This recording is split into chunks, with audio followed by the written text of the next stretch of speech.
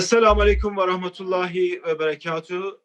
Every third Sunday of the month, Salam Islamic Center will host Dr. Zaman Stanizai, professor at Pacifica Graduate Institute, for the program titled Reflections on the Emerald Hills of the Heart, Sufism in the Relevance of Time.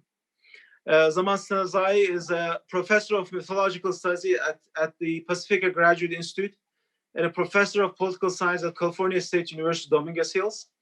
He's a Fulbright scholar and has earned a Ph.D. and 2 Masters of Art degrees in political science and linguistics at USC and the University of Washington.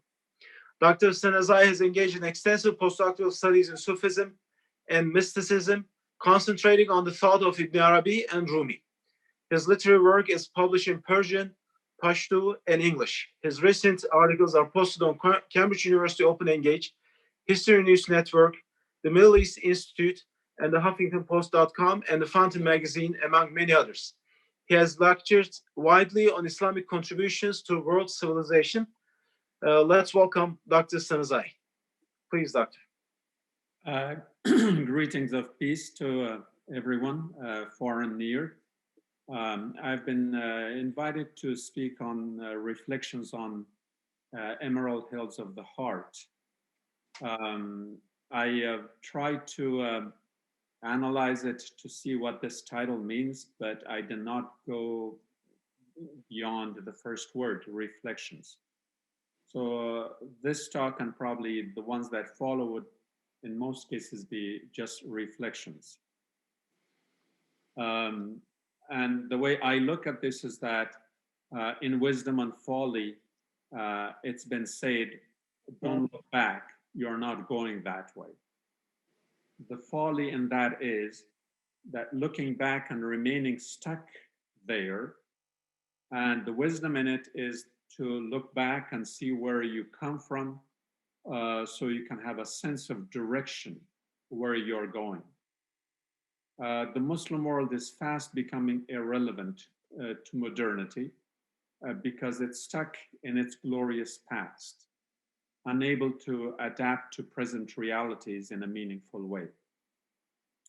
I hope that reflections on Emerald Hills of the Heart will help us together explore and pursue happiness through old wisdom by demystifying love and lore in Sufism.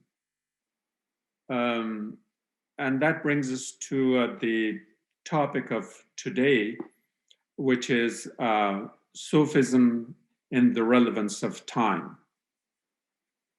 Oftentimes when we think of a religion and a tradition, we think of a past, a long past that is often forgotten, and people relate to it because that past, that tradition, has somehow become part of their identity. And modernity creeps in and suggests that, well, the past is gone, we better look forward, which makes sense, except that, as I said, you only know where you're going if you know where you have come from. And that's why the present is a moment that connects the past and the present. That will take us to the next question, which is, what is the relevance of Sufism in the 21st century? And do we need it? And does it help solve any of our problems? A short answer to this would be yes, but the long answer might take much longer than just one meeting, and I'm kind of hesitant to promise that I will take you there, but at least I will walk with you. I will share with you my thoughts and my reflections, and it's not intended that that I will teach anybody anything, as I'm in need of teaching myself. But I will reflect on things that have come to my mind and my perception. And if it makes sense to you, please, by all means, make use of it. And if it doesn't, then it doesn't. What is Sufism, or perhaps more precisely, what is Sufi? There have been many definitions offered on the definition of the word, whether it comes from Sufi in the Greek, which has to do with wisdom, and that makes sense, or if it comes from the word safa in Arabic, which has to do with the purity, that too makes sense. And again, like I said, we are not going to go too deep into the descriptions and debates as to where it comes from. The point is that it has been understood as an institution of the esoteric aspect of the tradition of Islam. Esoteric means the inner, as opposed to the exoteric, which is the outer. So everything has, well, most everything has an inner and an outer shell. We break the outer shell to get into the heart of something. And the assumption is that which is in the heart or in the core, as they would say in Latin, the word for heart in Arabic is also qalb. That is the innermost of whatever it is. In other words, the core and the essence of something. Now, how do we look for the innermost essence of a human being? Identifying it, living it, understanding it, and in a way, expressing ourselves through that. Well, there's a caveat. It's a kind of a contradiction in terms, which says that if someone says he or she is a Sufi, then that person doesn't know what a Sufi is. In other words, if you identify as a Sufi, you have already come from the inner to the outer, and you have, in a sense, failed the mission. In many religious traditions, people wear certain gear and clothes and garments in a way to establish their place in society, to have the looks of, say, a clergy, an imam, or a rabbi, or a Sufi for that matter.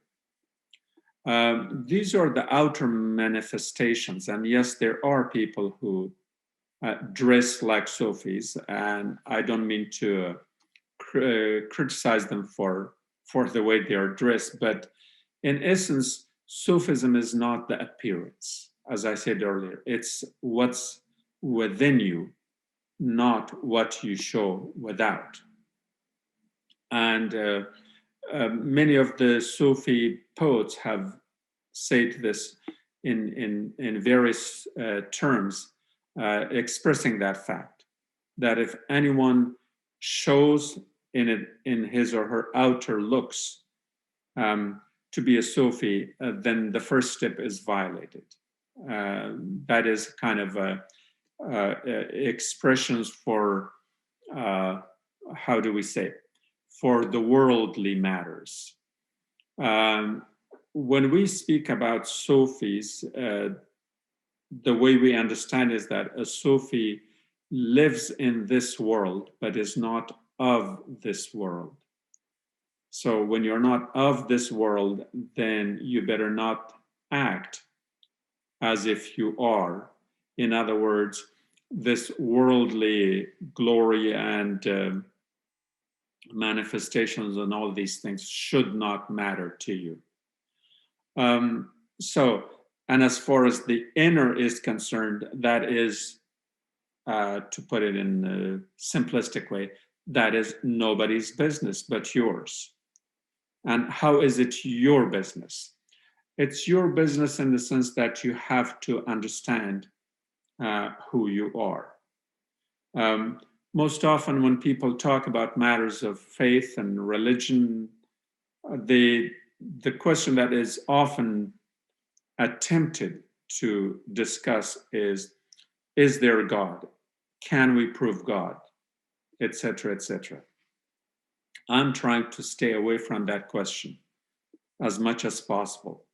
My reason is as follows, that I think there is a degree of audacity in that claim. When a person says, like, do we know God? Can I know God? And all this. The audacity is, I'll put it this way, that if I think if we try to say that we know God, I think we have made such a claim that we may not be capable of. That I think there is the audacity to think we can know God. Knowing and being conscious of its being are not the same thing. When we reflect on the divine, we are returning the favor of being reflected. Our longing settles for an idea. We turn that idea into an idol, and we begin worshiping it. Whether that is a god or not is a different issue, but a person has already decided that, yes, it is. But like I said in the beginning, can we know God? Do we have the capacity?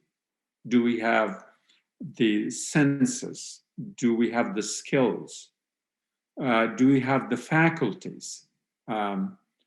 In my humble understanding, the answer to all those questions is no.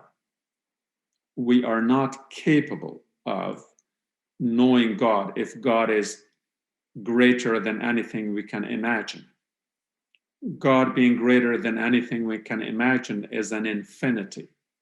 We humans are finite. And for a finite to claim to know an infinity is a contradiction in terms. We cannot. So, short of that, we can say that when the claim is made that can we know God, there is a daring in that inquiry. The response comes more as a bewildered pause that holds us on the edge of the abyss of insanity. Think about it. You're asking a question for which you're not capable to answer, nor can you answer the depth of it. So the yearning calls into the void. Mighty, O mighty, what thou art. And the echo comes back. Tat tvam asi. Thou art that.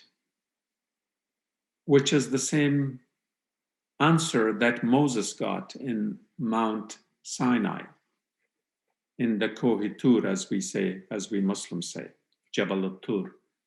When he asked God, the response came, I am what I am. The Buddhist version, that I am what you are. I think the two say pretty much the same.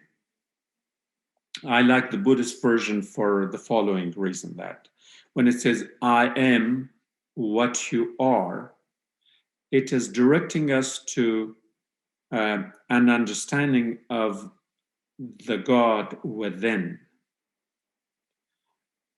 Now, if these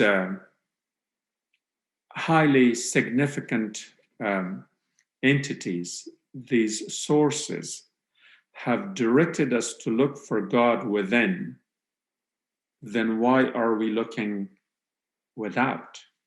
Why are we looking outside?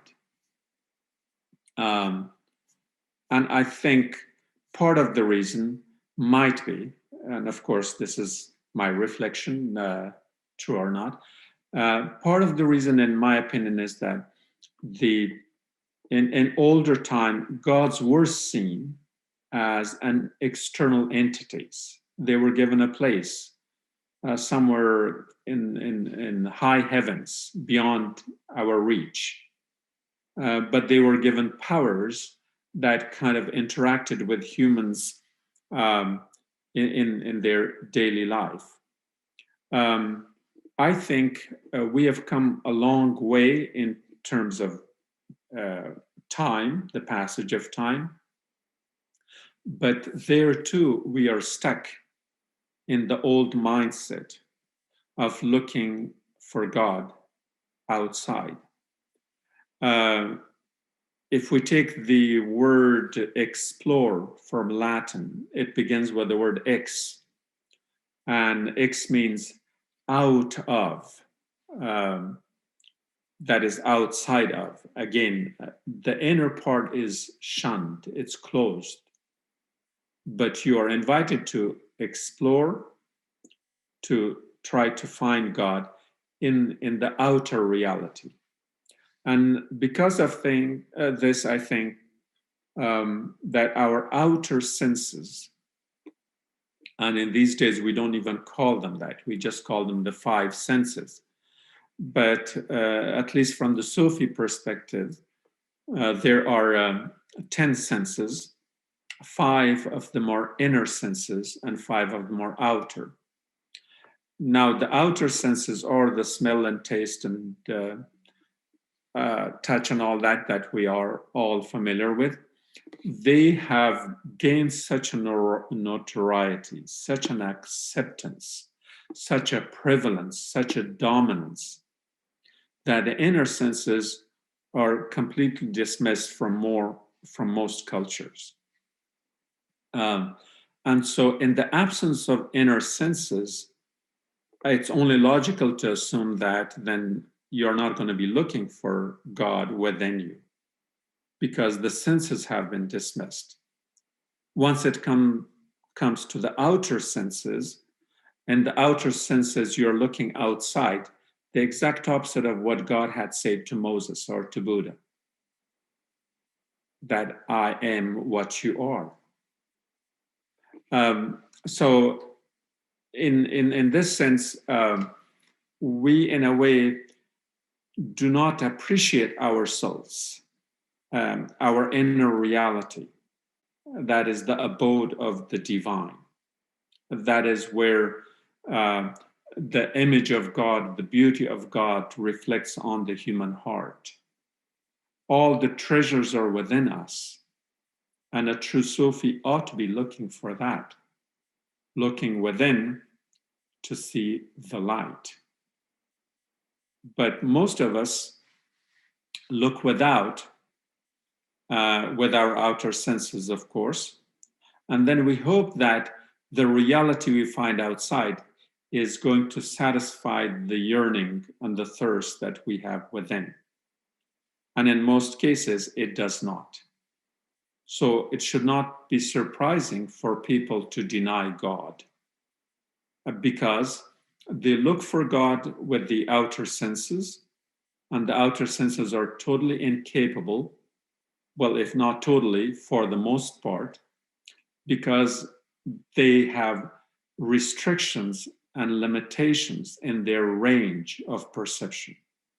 We can only see beyond a certain distance in our vision. We can hear only certain frequencies of sound and so on and so forth. So we are limited. Again, going to that argument I made earlier. So how could we know the unlimited with the limited perceptions we have? So it's because of that, I think it's much more important that we leave the outer senses for what they are, and of course they have their own utilitarian need that we have things to use them for, and that's fine. But perhaps it's a good idea that we kind of revive, or well, they're not that they are dead, that we plug into our inner senses to understand the great treasures that are within us. And it's because of this, like I said in the beginning, that it's much more important that we know ourselves and not worry about God, because if we know ourselves well enough, we will have better glimpses of what God is than trying to understand God through the outer senses. So then the key question here comes is, who am I? Well, yeah, you can think of the question as more in philosophical terms, and yes, it is philosophical. You can look at it in spiritual terms, and it's spiritual as well. But more the idea of who am I can be answered in one of the many ways, and I'm just going to share my reflections with you. And since I use the word reflection so many times, let me also share with you this, that in the future time, or if there is a future for us, I'd rather you send questions that would that give me a sense of direction as to which way we want to go. And of course, depending on my ability to address those needs and to see if I can go in the direction that you're asking me, and if I'm qualified, then I will share my reflections with you. But it would appear like a kind of a delayed action dialogue. So I'm going to say what I'm saying right now with you. You think about my reflections, contemplate, understand it the best you can. If there is any sense in any of the things that I'm saying, I hope there is, but I'm not sure. And then you respond by asking your questions. And like I said, there's no guarantee in answering your questions, because I'm limited in knowledge, and I rather not talk about things that I don't know much about. And that's my safety net in a way, calling these talks reflections. And these are not lectures and teachings. So going back to the question of who am I? I think we can answer that question from three different dimensions. And those are the dimensions of time and space and entity, which would be, like we can say, where I am. That's a question that we start with from our early childhood. We want to know how we can relate to things. So the placeness of it is important. And then we find our place within our family. We are somebody's daughter or son, or somebody's brother or sister, and then it goes to the extended family, and it keeps going until we find our place in the village or town. And then we gain, with each step of the way, we gain a different identity. A son becomes a brother becomes a villager in terms of town or city identity, national identity, and we keep going. We need to know all of those, because it is, in a way, answering our sense of belonging. What family we belong to, what nation state we belong to, and so on. And that belonging gives us a place. Because if we did not have those other entities close to us, we will be nowhere. So, for instance, we are someone's son because someone is our father. So that relationship goes that way.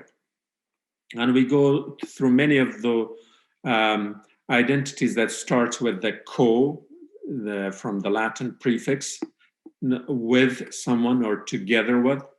Co-compatriot, co-worker, co-this and co-that. In other words, the word co, the prefix co, implies that we have a sense of belonging.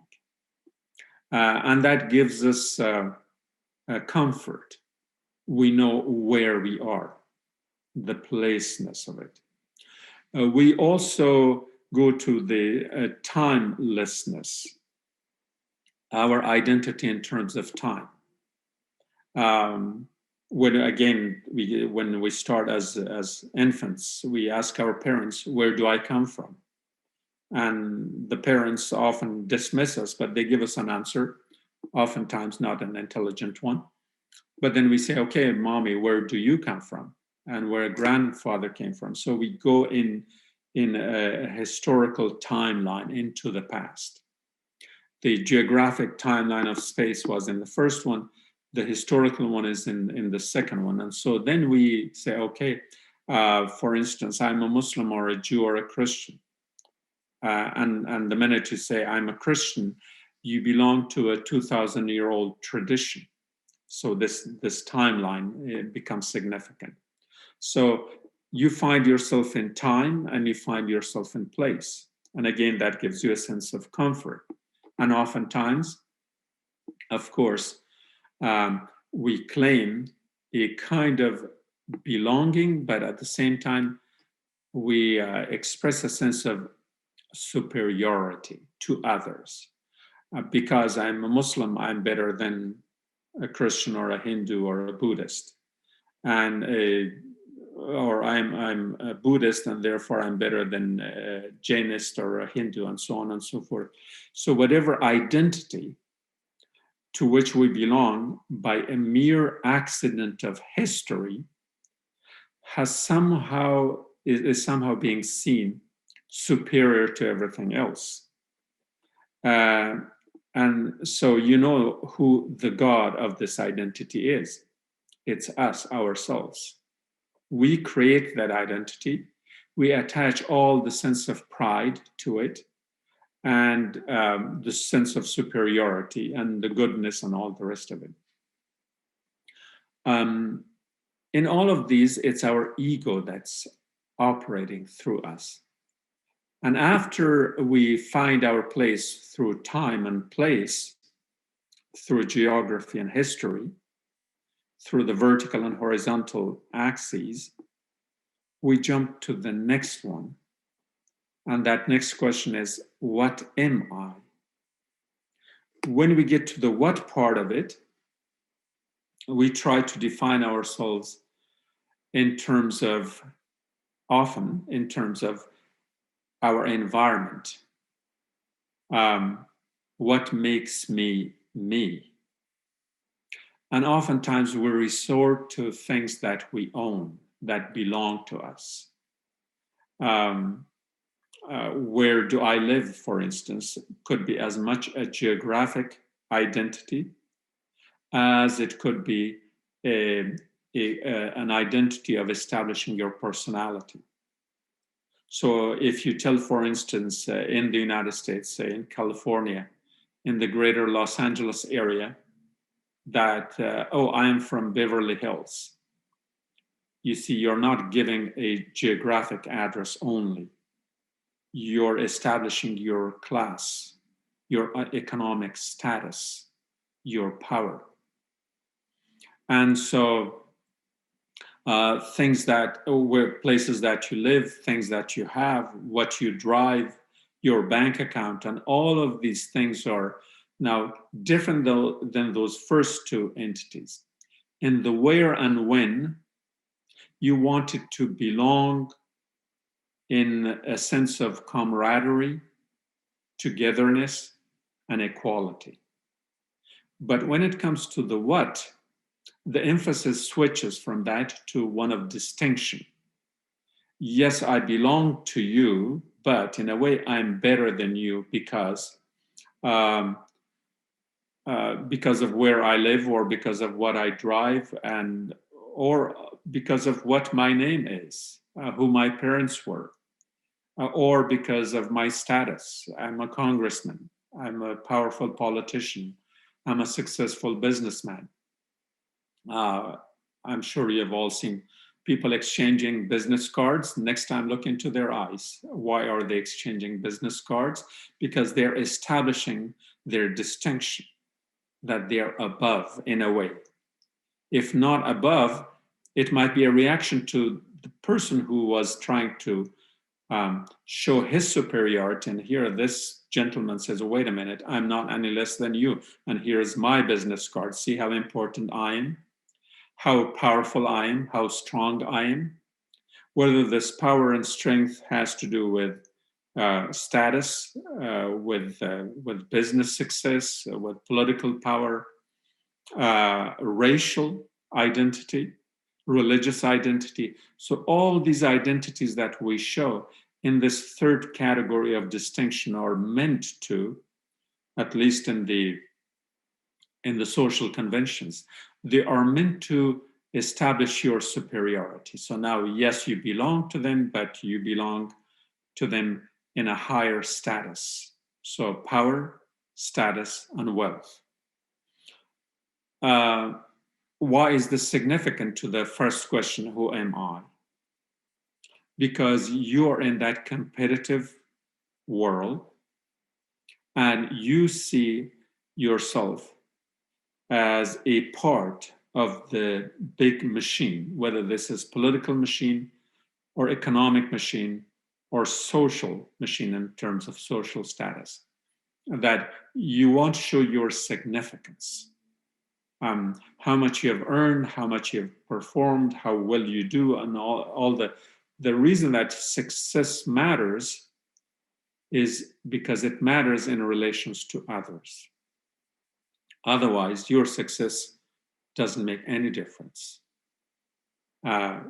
You live where you're comfortable, you eat what you feel good about, and you wear what you feel happy in, and all of that. It should be only your thing.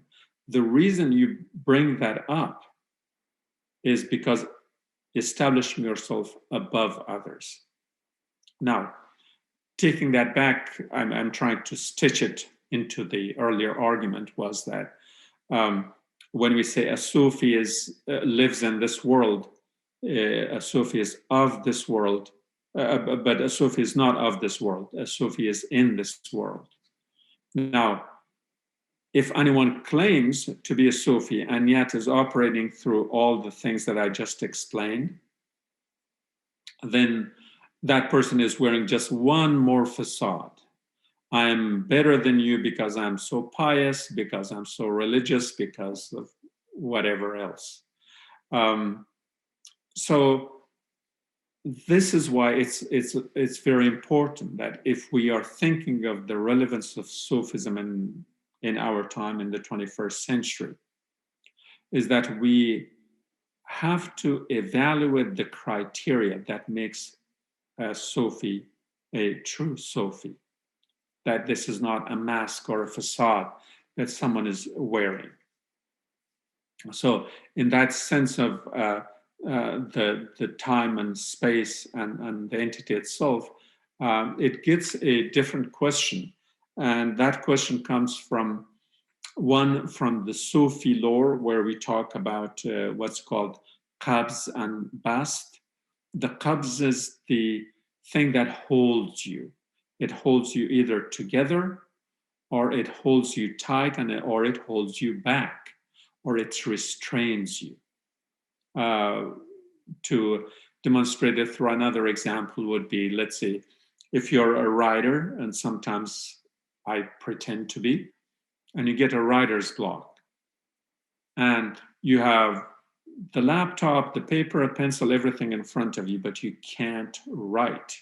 Something is holding you back, or the idea that was flowing out has somehow stopped. There is just no idea, or the idea is there, but you can't get a good grasp of it. You don't know how to approach it, from what angle, how to start your paragraph, your sentence. So you know things are there, but you're in a state of qabz. It's holding you. And then there is a state of bast. And bast is the fluorescence that for some reason your writing instrument, whether it's a computer or a pen or pencil, cannot keep up with the flow of the thought, of the ideas that come through you. And so, yes, we will have one or the other in all states of our life. And yes, in terms of belonging to this world, we could understand that one too. But one of the things that we can understand from a Sufi perspective, and I sometimes call it Sophianic, I don't know if I'm inventing a word there, but feel free to use it, that in that sense of belonging, when you're trying to show to the world, and whatever that world means, that you know, a certain house belongs to you, an address, a bank account, a car, a property, power, office, status. You often behave as though they belong to you. Now, a Sophianic perspective is to reverse that. They don't belong to you, you belong to them. You don't own them, they own you. You have been attached to it. You have lost your significance because wealth and power and status defines you, not the true essence of the light of God that shines through you. That light has been faded. I'm again trying to connect it back to the earlier argument I made, the God within. So if you have turned the God within into a businessman, maybe you're successful, but you're more of a businessman and less of a God, or probably none of you is a God there. And the same thing goes with everything else. So this is gluttony, it's greed, it's lust for power and things. And none of those attributes befit the divine, within or without. The divine, whether you have realized it or not, it doesn't matter. And so the reality is that you belong to them. You have been owned. You have been taken from your true essence. And Sufism is to have that realization, to make sure that you don't belong to matter, because matter matters in the sense that it is not the mind, and you have surrendered to matter. You have surrendered your spirit, your being, your truth, your essence. And God has made you the abode, the residence, the place where God's beauty would shine. And you ought to have kept yourself, your spirit, clean and nice and beautiful, one of deserving the reflection of God within it.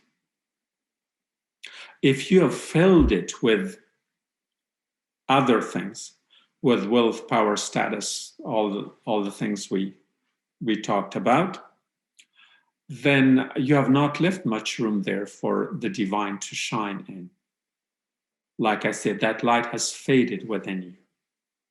You have forgotten your true essence, that you're not just another animal to be preoccupied with subsistence, with survival, whether it's the survival of the physical body, survival of the genes, survival of whatever other positions you have. Why? Because matter is physical, and it follows the laws of physics. And the laws of physics are time-bound. And things that are time-bound are temporal. And temporal things are not eternal. And therefore, they are not God or godly. So, if you have bought into the temporality, forget about your eternity. And God is telling you, you are eternal, because what drives you, what is the force behind you, it is not the frame of your body, but rather the spirit that's within. And spirit is non-physical. And for a thing non-physical, a non-physical thing cannot be subservient to the laws of physics. And that's why spirit doesn't grow old. It doesn't age. It doesn't die.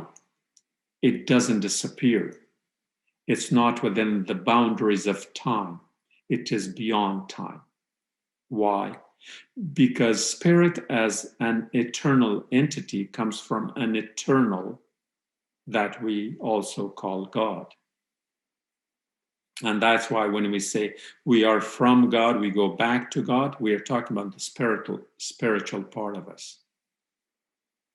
And so if you consider yourself spirit, going back to the question I asked earlier, who am I? Yes, you can brag about all your material wealth. And if you think that's what you are, most likely you will remain that. However, if you become aware of your essence as a spirit, when you realize your eternal power, your eternity in the spiritual, then you have woken up to another reality. And so when someone asks you who you are, or if you ask yourself, who am I? You should not be presenting your business card, because it has no relevance. A simple answer like, I'm a humble human being. That's good enough. Not that other people would not know, but the mere fact that you would acknowledge it, you are giving the message to the other side that you are not playing their game, that their wealth and power and status and all that is irrelevant to you. And I think it had to do, if I can recall correctly, was it Dionysius or one of the other Greek thinkers, about whom they told a whole lot to Alexander the Great. And Alexander the Great wanted to know who this person was who had such significance, who was in the heart and minds of all the Greeks. And he said he wanted to go and help him. He went and stood over his head, and it was probably cold or winter. And when Alexander the Great stood over his head and told him that I am Alexander, he probably uttered the Great in his heart. And what can I do for you? I have all the power, the wealth, the gold and the silver, and anything. Just ask me, what can I do for you? Because you're being revered so highly, you deserve it. And I, the great Alexander, am here at your service. And the response came, if you can move away so I can enjoy the sun. The standing position of Alexander has taken away the sunlight from him. He was simply telling him I do not need anything from you. Thank you. And so in this sense, if we can realize what went on between those two, there is an Alexander within us. We may not get that much power, but we would like to make sure that the people we come in contact with in gatherings and parties, that they get it, that we are very, very important, because we expect them to respect us for what we are. And the measure of that respect is matter. And yes, there are a lot of Dionysies out there. I don't know if I can use the word damn here, that won't give a hoot about who you are, because they're not playing the game. They are not measuring their worth by the criteria that matters to you. And so therefore, your currency is worth nothing. To you, it might be gold and silver. To them, it might be just a piece of metal. And if you want to be a Sufi, a true Sufi, you can act like one. You can cleanse yourself.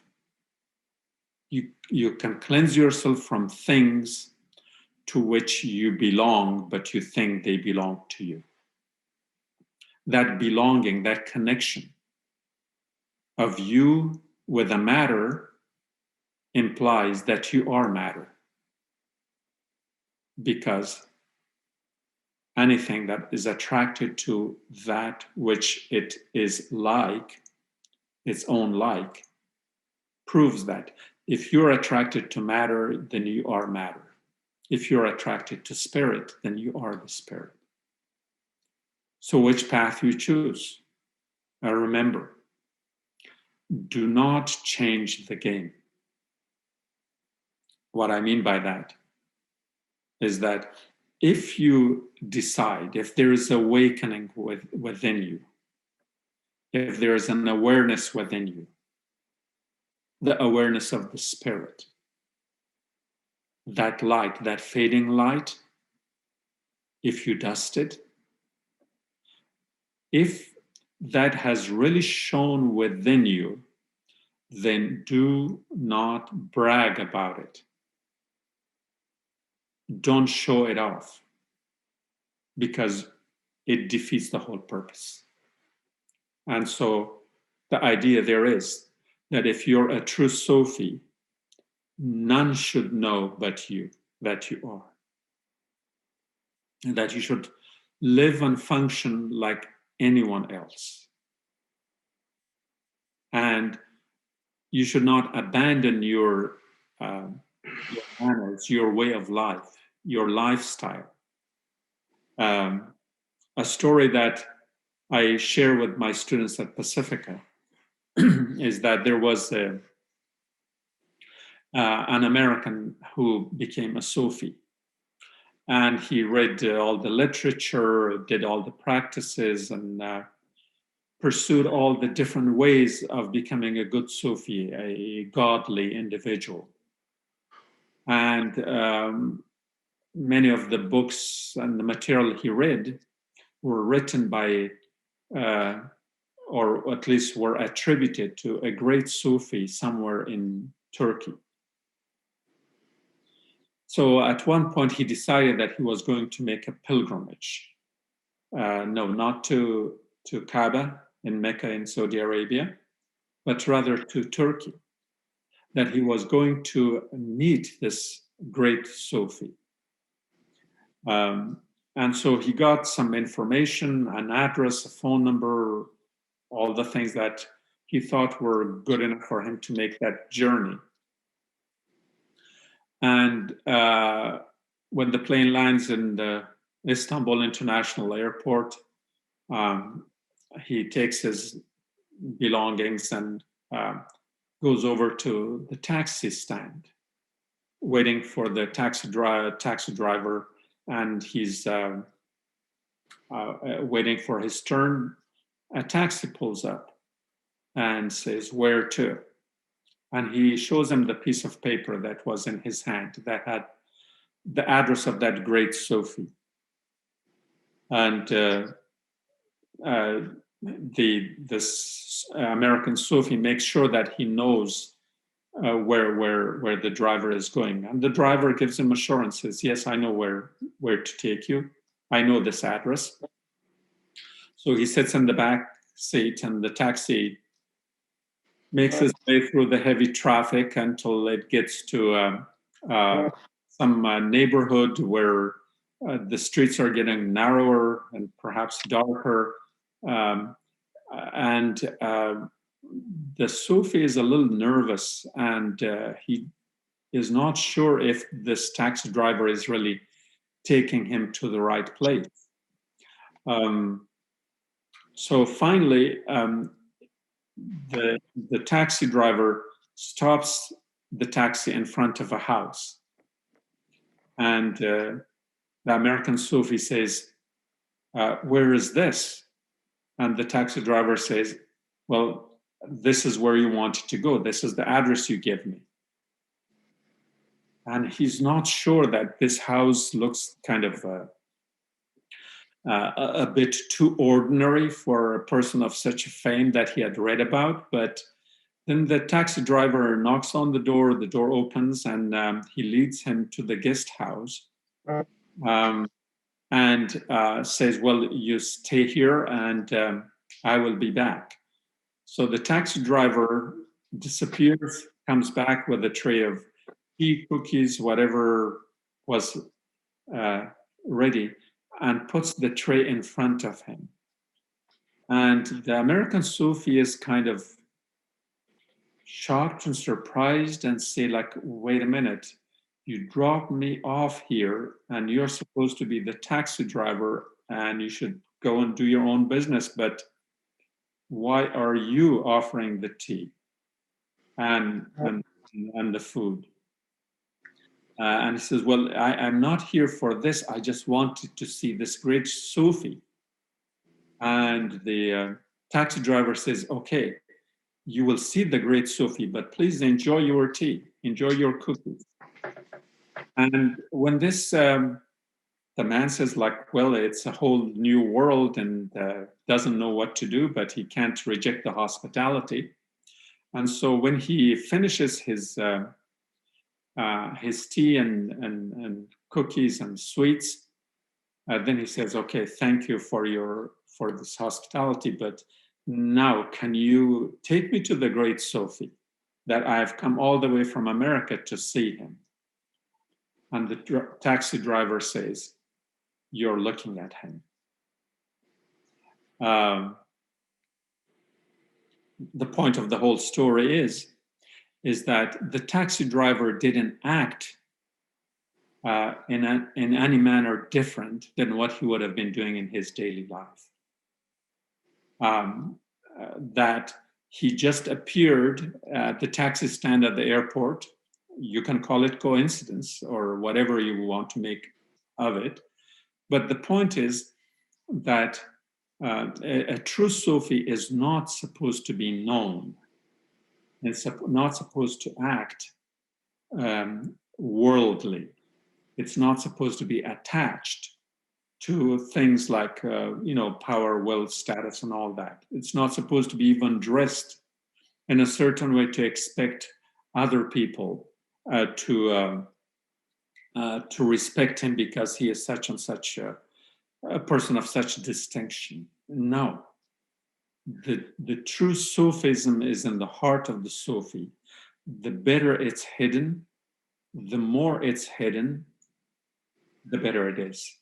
And so in that sense, we can go back to the first question, who am I? Well, for one, you can answer like, well, it's nobody else's business.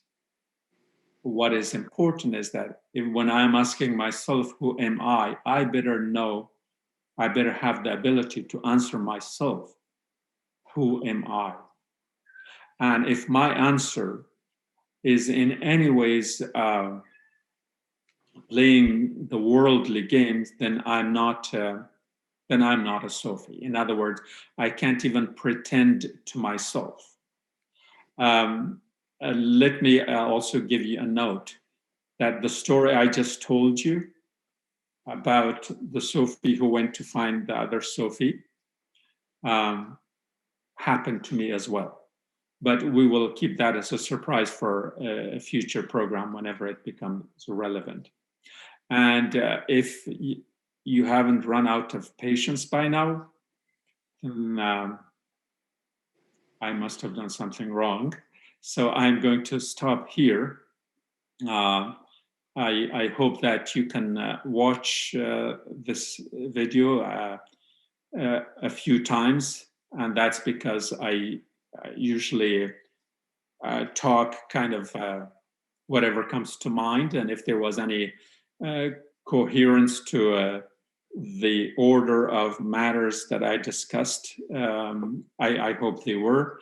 I hope they were clear enough that you understood everything one time, but feel free to watch it a few hundred times. And if you have come up with some questions, good ones, send them my way.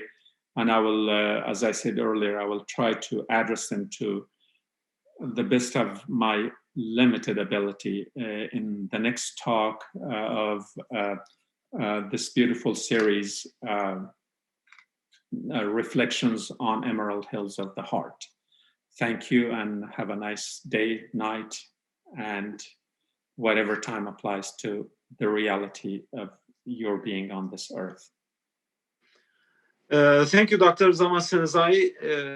You elaborate beautifully about our sense of belonging, longing, and who we are and why it matters for us at this time in this Emerald Hill series. Looking forward to seeing you all again on the third Sunday of February. Have a nice, beautiful day. Thank you.